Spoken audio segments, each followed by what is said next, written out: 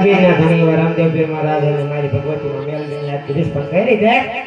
ઓરે શ્રી મેળી માત કી જય ઓરે શ્રી રામદેવ પીર મહારાજની જય હૃદયમાં ધબકારા રાખો એવી મેલડીને યાદ કરી એક મારી માં મેલડી ગાય પણ કઈ રીતે મેલડી કરતા મારો મેલડી કરતા મારો